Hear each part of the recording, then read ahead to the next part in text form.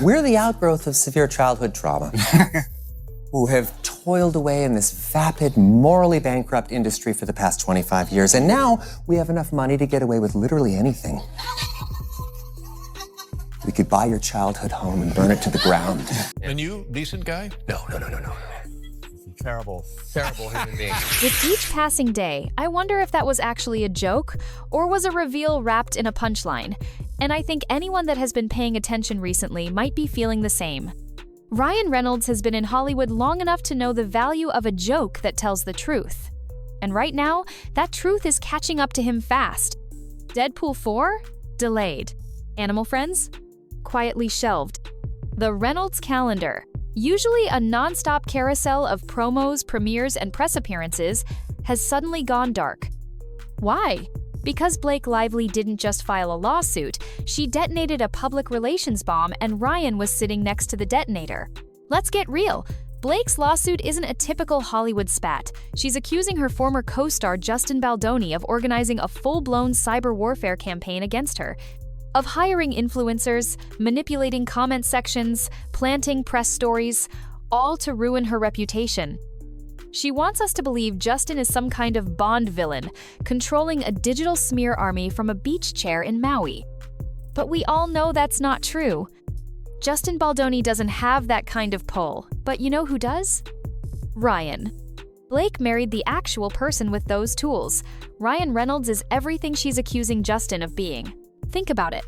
This man owns an elite marketing firm that's literally designed to shift public perception. He's built brands out of gin, budget, cell phone carriers, and mid-tier soccer teams. He's not just good at PR, he's an architect of it. So when Blake starts spinning conspiracy theories about paid commenters and narrative control, it feels less like a legal accusation and more like a mirror. She's describing her own house. Let's not get this twisted. If someone had the power to push coordinated messaging across platforms, to seed stories through friendly media, to mobilize influencers in just the right way to shape public opinion, it's Ryan. Every time. And that's what makes this so uncomfortable. Because while Blake is out here swinging wildly with subpoenas and lawsuits, accusing the internet of organized defamation, Ryan's standing just far enough in the background to look innocent, but close enough to pull every string. He's not the villain on the battlefield. He's the strategist in the war room, and a lot of people are starting to see it. The industry isn't reacting with outrage, they're reacting with silence. No one's issuing statements, no one's rushing to defend him, they're just stepping back. Carefully, quietly. Because that's how blacklisting starts. It's not dramatic, it's not loud. It's a slow fade, a cold shoulder from every direction. Meetings that get rescheduled, projects that get reassessed, franchises that suddenly aren't urgent anymore. Like Deadpool, a film that's basically a guaranteed box office juggernaut, suddenly frozen in development limbo with no press updates and no release date. That's not scheduling, that's stalling. Because when you're married to a woman who's actively trying to crush YouTubers in court for opinions, studios start asking the one question they hate the most: is this a liability? And Ryan, once the safest bet in town, is starting to look like exactly that. Not because he tweeted something dumb, not because he made one bad film, but because he's wrapped up in something bigger, a quiet war against the people who hold real cultural influence now: online creators, independent journalists, digital voices. Blake tried to silence them, Ryan stood by. And now he's paying the price. Not in headlines, but in hesitation. Hollywood is allergic to unpredictability, and right now Ryan feels radioactive. Even his usual playbook, funny tweets, relatable interviews, charming appearances, isn't working. There's been a total tone shift. Less Ryan's everywhere, and more, where is Ryan? You know it's bad when the king of viral marketing can't even market himself. Because no, Ryan Reynolds isn't burning anyone's house down.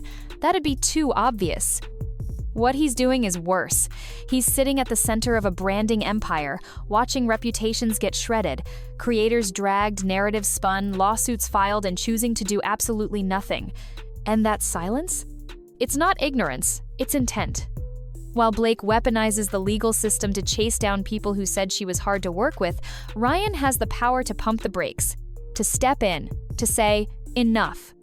but he doesn't. Because stepping in means admitting this wasn't just Blake on a rampage, it was strategy, his kind of strategy. And distancing himself? That'd break the illusion of control. It'd risk the one thing men like Ryan never gamble with: loyalty to the machine they built. So he does what powerful men in the business of perception always do. He vanishes, not in panic, in precision.